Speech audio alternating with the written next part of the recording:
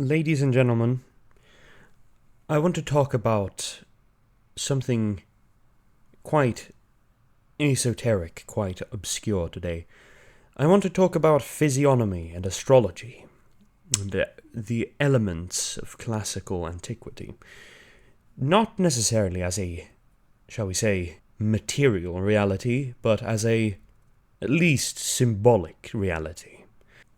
Namely, we're going to discuss where all these things intersect, because these things actually have a very strong connection between each other in very interesting ways. And that is what I want to talk about today.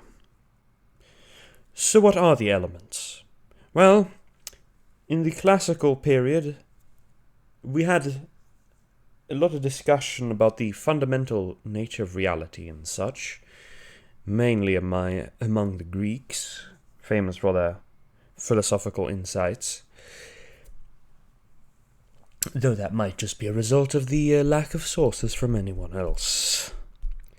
Anyways, a specific Greek scholar called Empedocles in English, Empedokles in ancient Greek, came up with this system above of 4 elements, named air, pyr, ga, and hydar.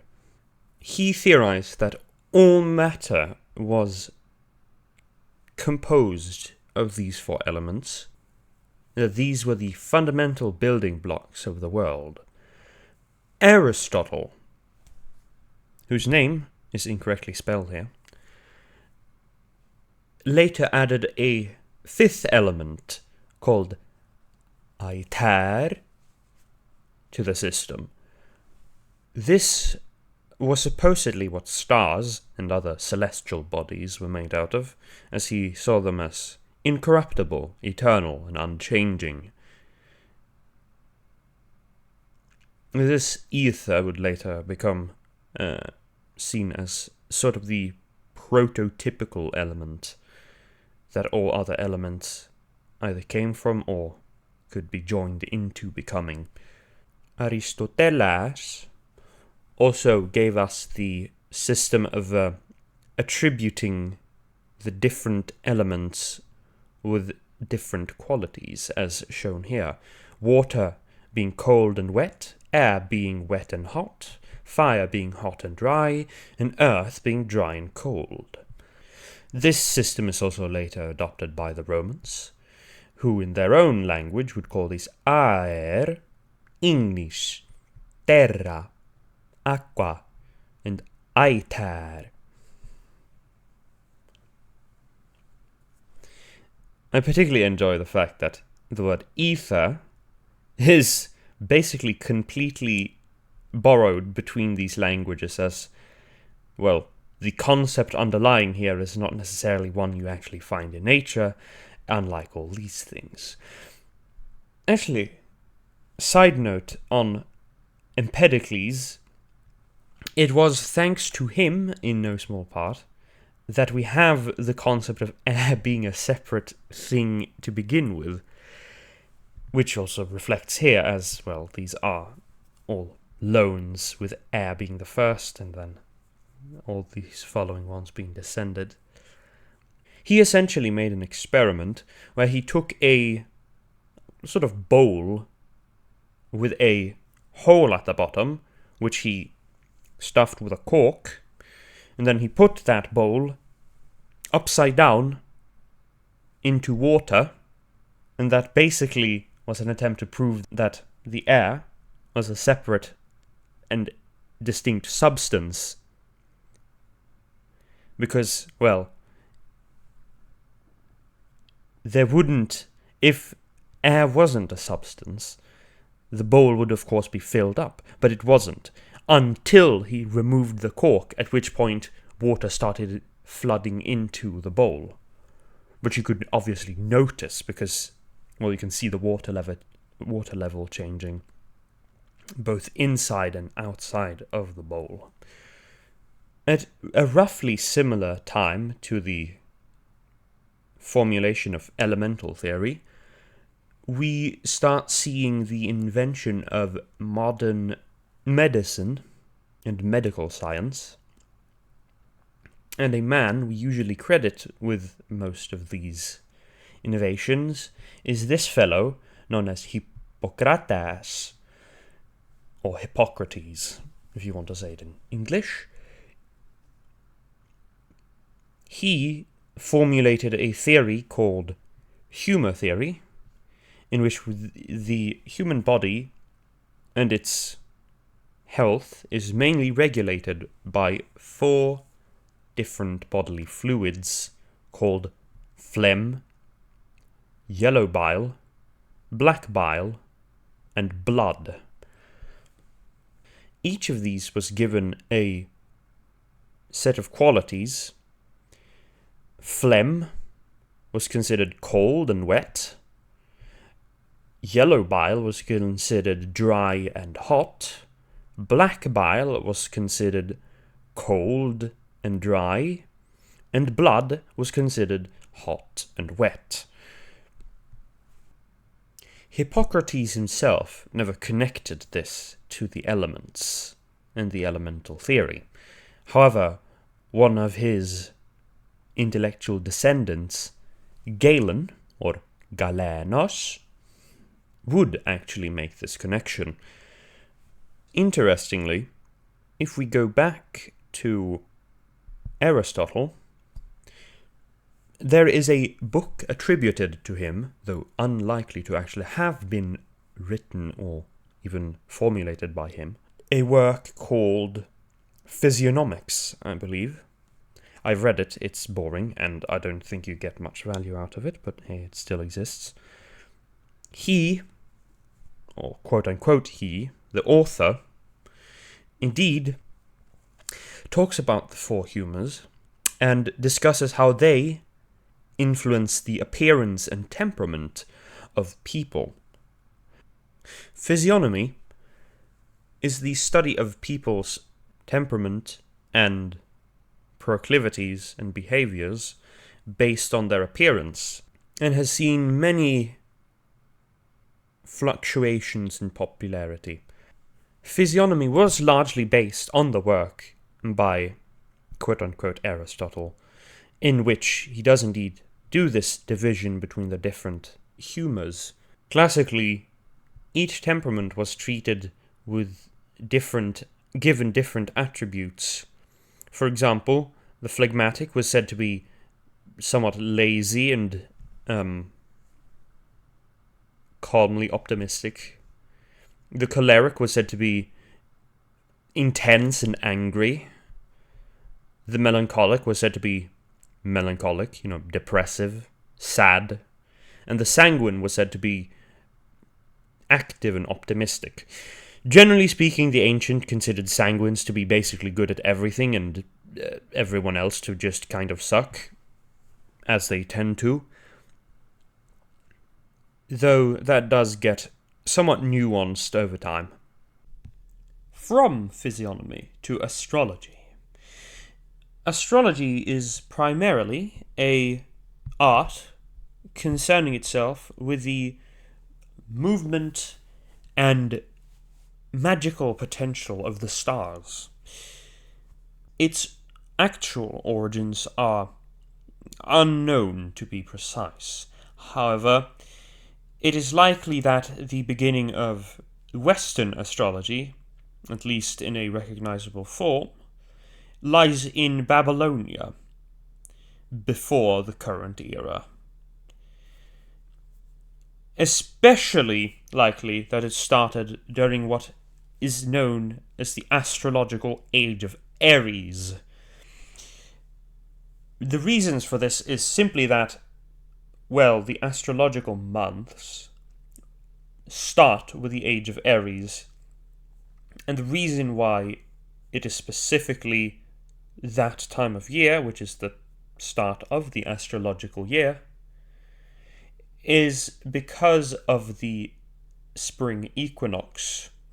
And during what would have been the age of Aries, the spring equinox would have occurred while the Earth and its axial tilt was pointed towards the star sign of Aries.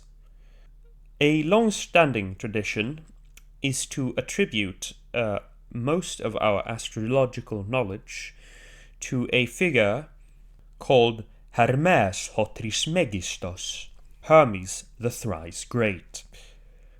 Why we do this is, well, it's a long story, but in essence it is because Hermes ho Trismegistos is a synthesis of the god Hermes and the god Thoth. Thoth being known as the twice great. So you can see the angle there. These gods were both gods of wisdom, knowledge, and information, and therefore they were syncretized during the Hellenistic period.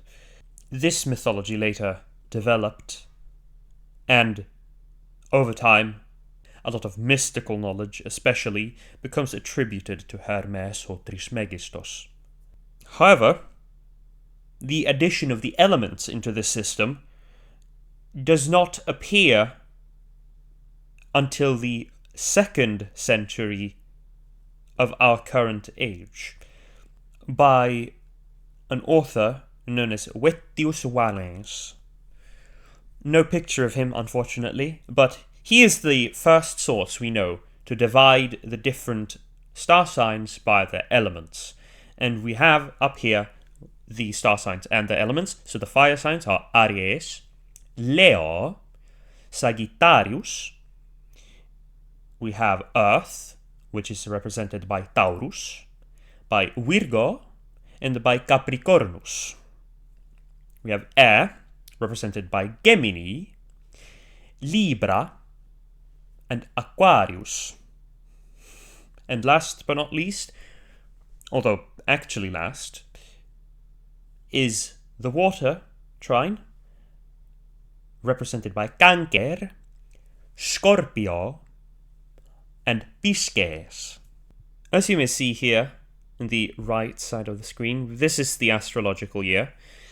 The sign, the Mars, the Aries sign, is the first, and then it goes downward and rightward until it starts going up again.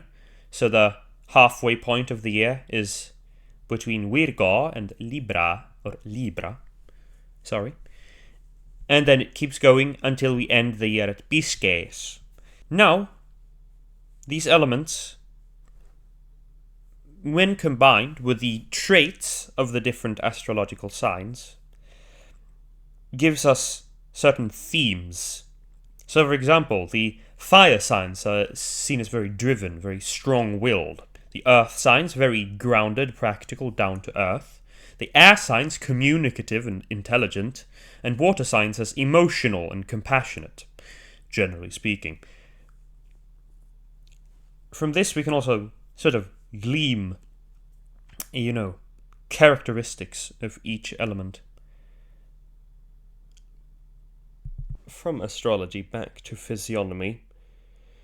According to Galen, we can divide the different temperaments and the different elements by their sensual qualities into the following categories. And where they overlap, you get different elements. I also added the star signs in there just for show, I suppose. But when you combine hot and wet, you get air. When you get cold and wet, you get water. When you get cold and dry, you get earth. When you get dry and hot, you get fire. Same goes for the different temperaments. So sanguine goes with hot, wet, phlegmatic with wet, cold, melancholic with cold, dry, and choleric with dry, hot. You also see the primary associations per the Aristotelian view, I believe, of which element exemplifies which quality primarily. So the colour matches the primary association. There are also different systems, though related systems, in which the hot elements / temperaments are called positive or masculine, and the cold temperaments and elements are called negative or feminine. This is in part something done by the Stoics, I believe, that they do a different system as well. So, while the traditional system is internally coherent, it is not the system of physiognomy I work with. In part, of course, it's due to the fact that, well, not even I believe in the theory of humours anymore. I view it more as a symbolic framework. However, the name scheme still exists. The diagram to the left is created by a physiognomist who goes by the name of Prosopa Insights. He is a student of the French school of physiognomy, also called morphopsychology. In that school, you usually use different names, but they fundamentally are the same temperaments as those 4 that the Greeks named. In the French school, there are 11 or 12 recognized face shapes, all of which are represented here in this picture, all of which also have an associated planetary name. Along with this, here you may see a table of the different associations of the planets in astrology with their star signs, with the elements highlighted by the sign's colour. From this diagram, we can deduce which elements are associated with what planets, and then, by connecting the planets in astrology with the planets in morphopsychology, we can establish a framework by what element each planet should ideally be represented by. In short, the results of all this data we have here gives us the following.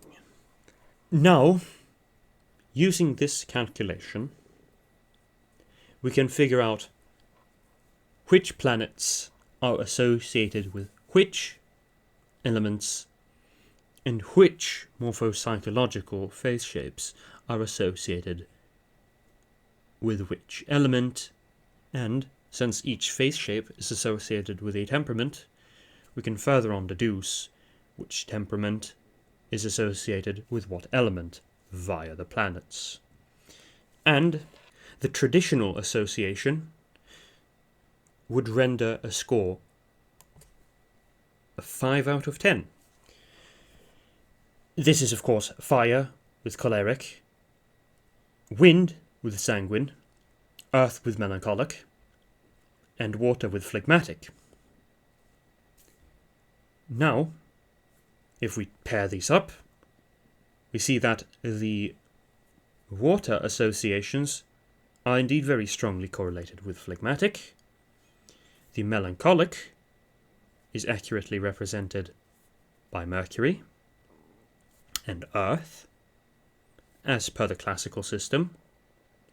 However, fire is not at all associated with the choleric temperament, and wind is not very well connected to the sanguine temperament. However, if we flip the positives, we actually get a considerably stronger correlation of 8.5. That is to say, the primary association of at least one of the face shapes, it's actually more, is not correct, but the secondary association within parentheses here, as we can see, the primary element is not correlated, however the secondary element is, which is why we get the 0.5. If you're interested, by the way, the worst possible arrangement is the following. With all that being said, the sources I primarily used for this reading are the following. The series The Ancient Elements 3-part series, very good. It's probably the most in-depth source on the elements specifically. For my sources on astrology, it's mostly Jord, yeah. Wikipedia is a good source to get yourself into any subject, but it really doesn't give you any deep insights. Generally speaking, you should only use it to get yourself shallowly acquainted with a subject, and you should read on in other places. More astrological knowledge also comes from the Antologia by Vettius Valens, which is a series on the work by Vettius Valens and Hellenistic astrology in general on the channel Asvin's Astrology. I recommend it, it's pretty good. Lastly, my primary source for physiognomic insight is from the channel Prosopa Insights, hosted by Taylor G. Northcutt, who is a professional physiognomist, primarily operating in the French school. Be warned that I'm not responsible for the opinions of my sources. I am merely a consumer of information who is regurgitating it to you. Do not think that just because someone on any of these channels says something means I also agree with it. That isn't how the world works. Please. You know, beyond all the sources and the mathematics and the calculations and the rationality, so-called, the real reason I really didn't intuitively connect with the classical system was actually quite simple. It felt wrong. To connect Aries, Leo, Sagittarius with the choleric temperament? Why? Anyone who knows anything about these signs knows that they do not have anything like choleric energy. They scream strong sanguine vibes. What I'm trying to simply say is that fire for choleric? No. Why? I know the reasoning. I understand the medical reasoning, so to speak. But just symbolically and temperamentally, it's just so wrong. I couldn't accept it. And, the more I read, the more wrong it felt. So, more than anything, all this bullshit I've done so far is mostly just me rationalizing. The real reason is simply the feeling of just dissonance between what was supposed to be and what was. And yeah, you can say that's not right, that's not rational. I don't care. This is mysticism. Welcome to mysticism. We don't do just mathematics and measurements. This is intuition and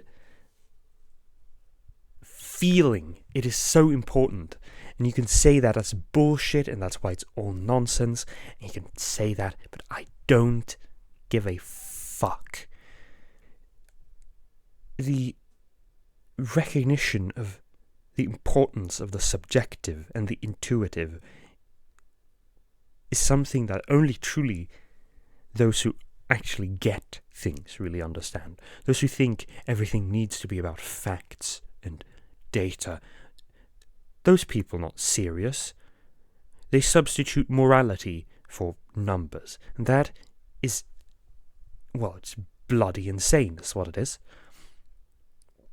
Mysticism is where we can finally go to recognize that there is more to life than data and statistics and facts and numbers and absolute trite crap like that.